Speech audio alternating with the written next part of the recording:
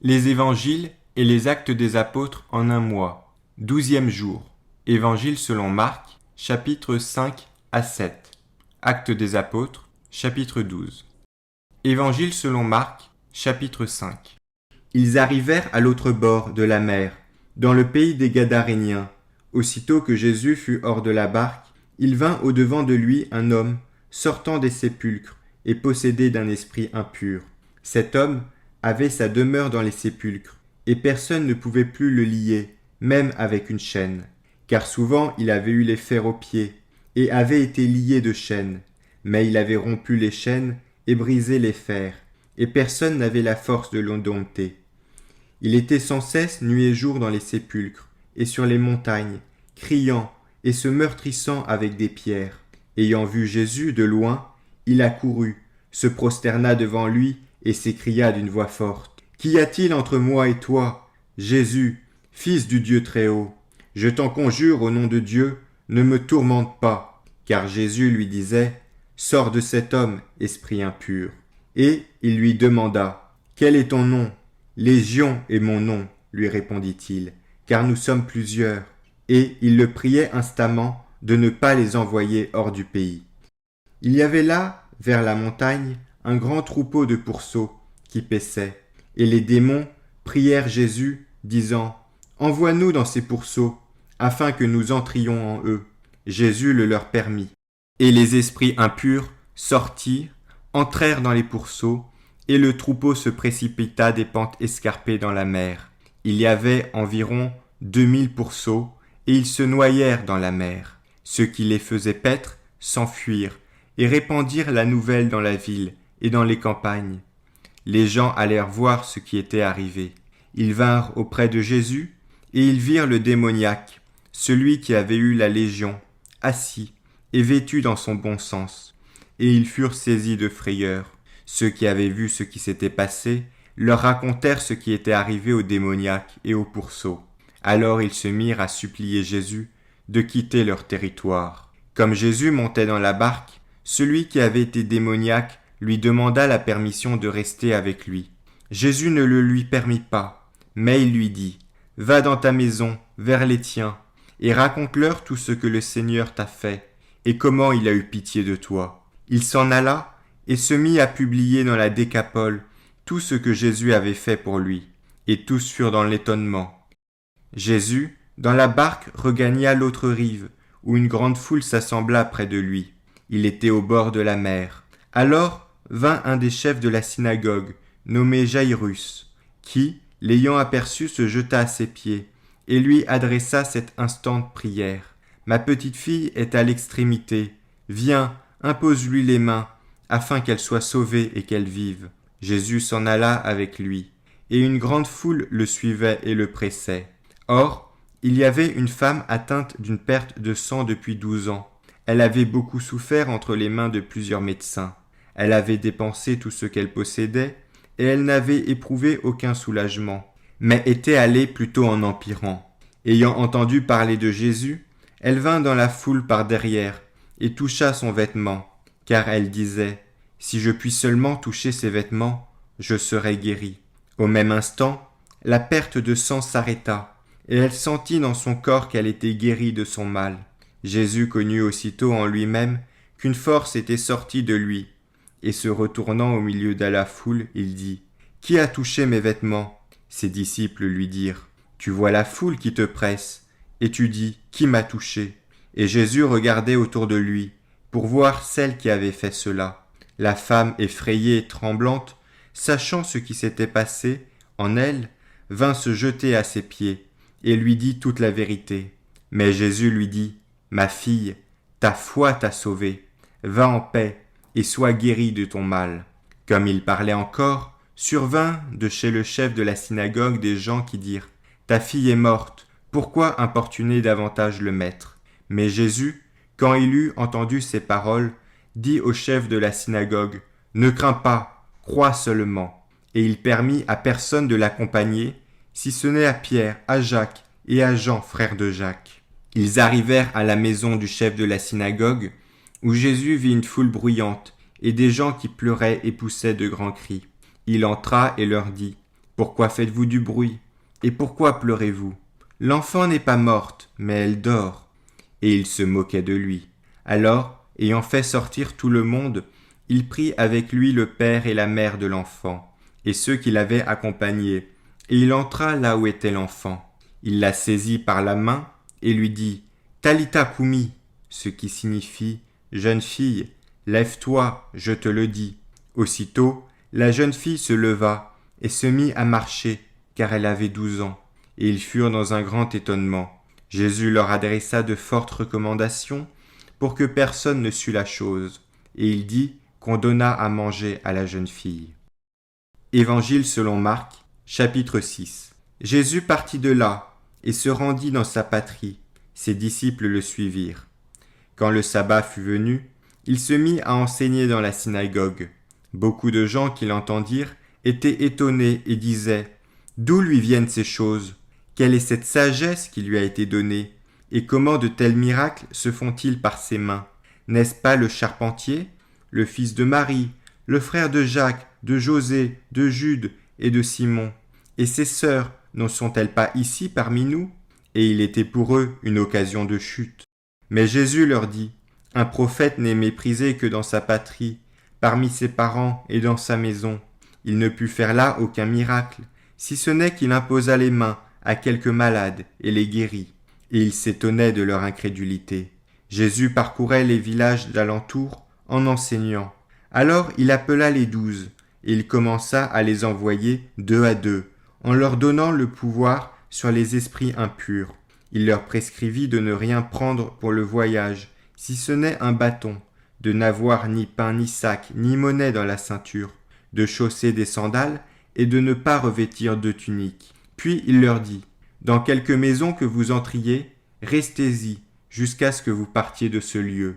Et s'il y a quelque part des gens qui ne vous reçoivent ni ne vous écoutent, retirez-vous de là et secouez la poussière de vos pieds, afin que cela leur serve de témoignage. Je vous dis, en vérité, que ceux de Sodome et Gomorrhe seront traités moins rigoureusement que cette ville-là, au jour du jugement. » Ils partirent et ils prêchèrent la repentance. Ils chassaient beaucoup de démons et ils oignaient d'huile beaucoup de malades et les guérissaient. Le roi Hérode entendit parler de Jésus, dont le nom était devenu célèbre, et il dit « Jean-Baptiste est ressuscité des morts, et c'est pour cela qu'il se fait par lui des miracles. » D'autres disaient « C'est Élie », et d'autres disaient « C'est un prophète, comme l'un des prophètes. » Mais Hérode, en apprenant cela, disait « C'est Jean que j'ai fait décapiter. C'est lui qui est ressuscité. » Car Hérode lui-même avait fait arrêter Jean et l'avait fait lier en prison à cause d'Hérodias, femme de Philippe son frère, parce qu'il l'avait épousée et que Jean lui disait « Il ne t'est pas permis d'avoir la femme de ton frère. » Hérodias était irritée contre Jean et voulait le faire mourir, mais elle ne le pouvait, car Hérode craignait Jean, le connaissant pour un homme juste et saint. Il le protégeait, faisait beaucoup de choses selon ses avis et l'écoutait avec plaisir. Cependant, un jour propice arriva, lorsque Hérode, à l'anniversaire de sa naissance, donna un festin assez grand aux chefs militaires et aux principaux de la Galilée. La fille d'Hérodias entra dans la salle. Elle dansa et plut à Hérode et à ses convives. Le roi dit à la jeune fille « Demande-moi ce que tu voudras et je te le donnerai. » Il ajouta avec serment « Ce que tu me demanderas, je te le donnerai, fût-ce la moitié de mon royaume. » Étant sortie, elle dit à sa mère « Que demanderai-je » Et sa mère répondit « La tête de Jean-Baptiste. » Elle s'empressa de rentrer aussitôt vers le roi et lui fit cette demande « Je veux que tu me donnes à l'instant sur un plat la tête de Jean-Baptiste. » Le roi fut attristé, mais à cause de ses serments et des convives, il ne voulut pas lui faire un refus.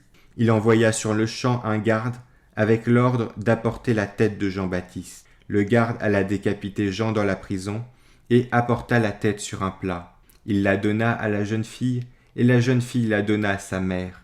Les disciples de Jean, ayant appris cela, vinrent prendre son corps et le mirent dans un sépulcre. Les apôtres, s'étant rassemblés auprès de Jésus, lui racontèrent tout ce qu'ils avaient fait et tout ce qu'ils avaient enseigné. Jésus leur dit « venez à l'écart dans un lieu désert, et reposez-vous un peu, car il y avait beaucoup d'allants et de venants, et ils n'avaient pas même le temps de manger. Ils partirent donc dans une barque pour aller à l'écart dans un lieu désert. Beaucoup de gens les virent s'en aller et les reconnurent, et de toutes les villes on accourut à pied, et on les devança au lieu où ils se rendaient. Quand il sortit de la barque, Jésus vit une grande foule, et fut ému de compassion pour eux, parce qu'ils étaient comme des brebis qui n'ont point de berger. Et il se mit à leur enseigner beaucoup de choses. Comme l'heure était déjà avancée, ses disciples s'approchèrent de lui et dirent : « Ce lieu est désert, et l'heure est déjà avancée. Renvoie-les afin qu'ils aillent dans les campagnes et dans les villages des environs pour s'acheter de quoi manger. » Jésus leur répondit : « Donnez-leur vous-même à manger. » Mais les disciples lui répondirent : « Irions-nous acheter des pains pour 200 deniers et leur donnerions-nous à manger ?» Et Jésus leur dit : « Combien avez-vous de pain ? Allez voir. » Ils s'en assurèrent et répondirent : « 5 et 2 poissons. » Alors Jésus leur commanda de les faire tous asseoir par groupes sur l'herbe verte, et ils s'assirent par rangées de 100 et de 50. Ils prirent les 5 pains et les 2 poissons, et levant les yeux vers le ciel, il rendit grâce. Puis il rompit les pains et les donna aux disciples, afin qu'ils les distribuassent à la foule. Il partagea aussi les 2 poissons entre tous. Tous mangèrent et furent rassasiés. Et l'on emporta 12 paniers pleins de morceaux de pain et de ce qui restait de poissons. Ceux qui avaient mangé les pains étaient 5000 hommes. Aussitôt après, il obligea ses disciples à monter dans la barque et à passer avant lui de l'autre côté, vers Bethsaïda, pendant que lui-même renverrait la foule. Quand il l'eut renvoyé, il s'en alla sur la montagne pour prier. Le soir étant venu, la barque était au milieu de la mer, et Jésus était seul à terre. Il vit qu'ils avaient beaucoup de peine à ramer, car le vent leur était contraire. À la 4e veille de la nuit environ, il alla vers eux, marchant sur la mer, et il voulait les dépasser. Quand ils le virent marcher sur la mer, ils crurent que c'était un fantôme, et ils poussèrent des cris, car ils le voyaient tous, et ils étaient troublés. Aussitôt Jésus leur parla et leur dit : « Rassurez-vous, c'est moi, et n'ayez pas peur. » Puis il monta vers eux dans la barque, et le vent cessa. Ils furent en eux-mêmes tout stupéfaits et remplis d'étonnement, car ils n'avaient pas compris le miracle des pains, parce que leur cœur était endurci. Après avoir traversé la mer, ils vinrent dans le pays de Génézareth, et ils abordèrent.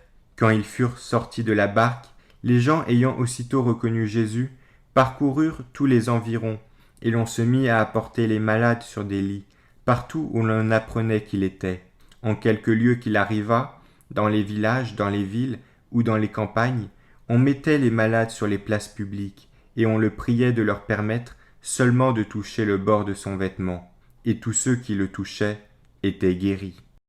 Évangile selon Marc, chapitre 7. Les pharisiens et quelques scribes, venus de Jérusalem, s'assemblèrent auprès de Jésus.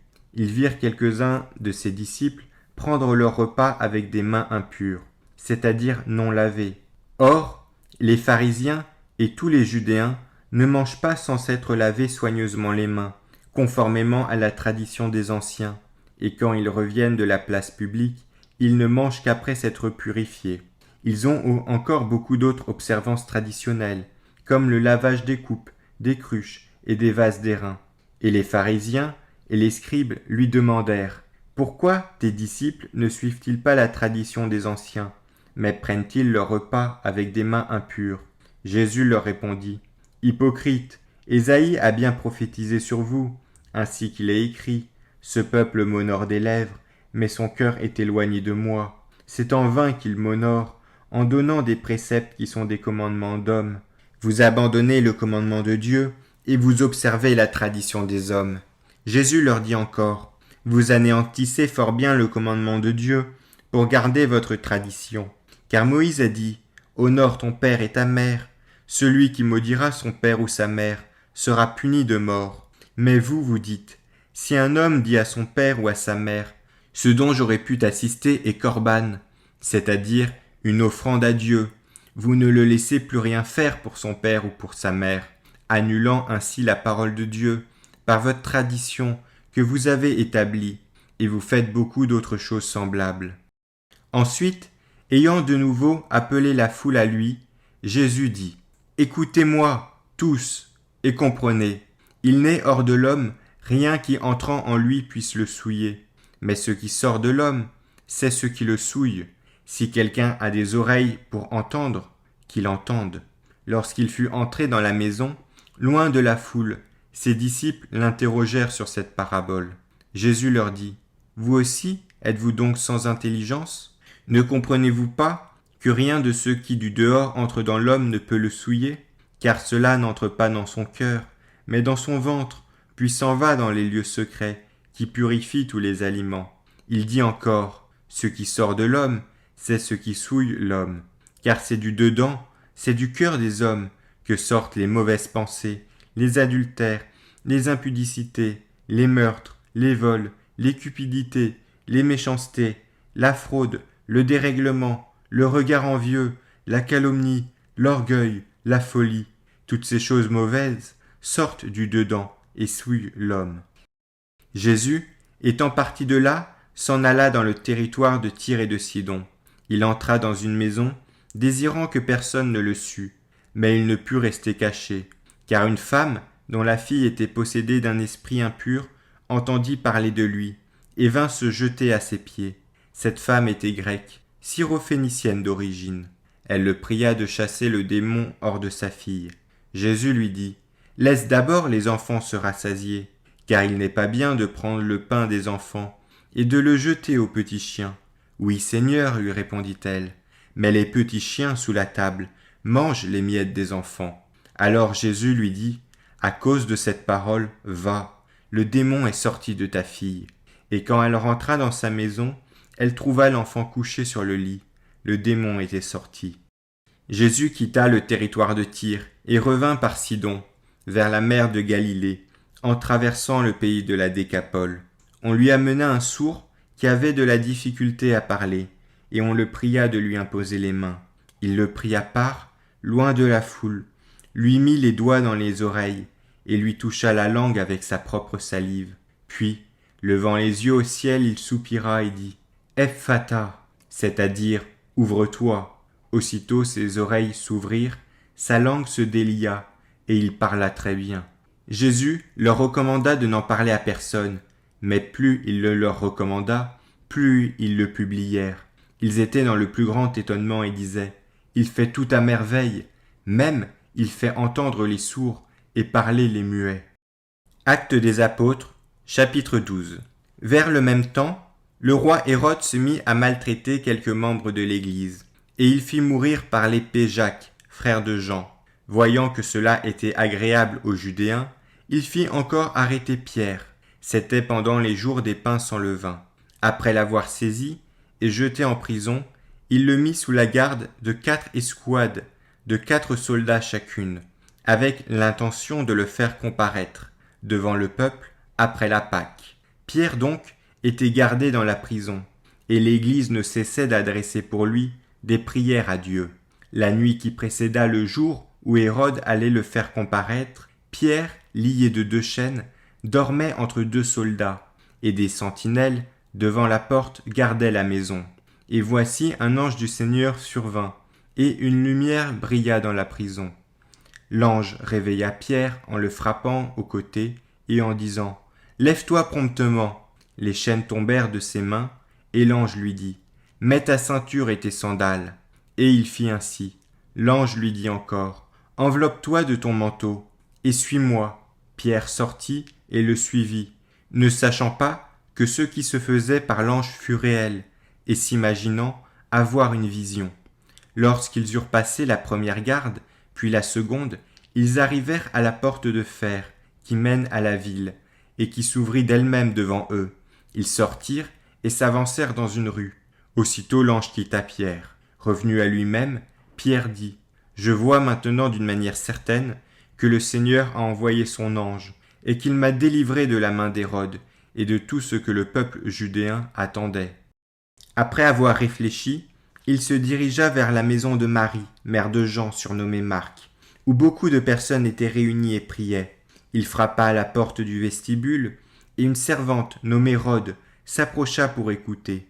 Elle reconnut la voix de Pierre, et dans sa joie, au lieu d'ouvrir, elle courut annoncer que Pierre était devant la porte. Ils lui dirent « Tu es folle !» Mais elle affirma que la chose était ainsi, et ils dirent « C'est son ange !» Cependant, Pierre continuait à frapper. Ils ouvrirent et furent étonnés de le voir. Pierre, leur ayant de la main fait signe de se taire, leur raconta comment le Seigneur l'avait tiré de la prison. Et il dit « Annoncez-le à Jacques et aux frères. » Puis, il sortit et s'en alla dans un autre lieu. Quand il fit jour, les soldats furent dans une grande agitation pour savoir ce que Pierre était devenu. Hérode, s'étant mis à sa recherche et ne l'ayant pas trouvé, interrogea les gardes et donna l'ordre de les mener au supplice. Ensuite, il descendit de la Judée à Césarée pour y séjourner. Hérode avait des dispositions hostiles à l'égard des Tyriens et des Sidoniens, mais ils vinrent le trouver d'un commun accord, et après avoir gagné Blaste, son chambellan, ils sollicitèrent la paix, parce que leur pays tirait sa subsistance de celui du roi. À un jour fixé, Hérode, revêtu de ses habits royaux, et assis sur son trône, les harangua publiquement. Le peuple s'écria « Voix d'un Dieu et non d'un homme !» Au même instant, un ange du Seigneur le frappa, parce qu'il n'avait pas donné gloire à Dieu, et il expira rongé des vers. Cependant, la parole de Dieu se répandait de plus en plus, et le nombre des disciples augmentait. Barnabas et Saul, après s'être acquittés de leur message, s'en retournèrent de Jérusalem, emmenant avec eux Jean, surnommé Marc.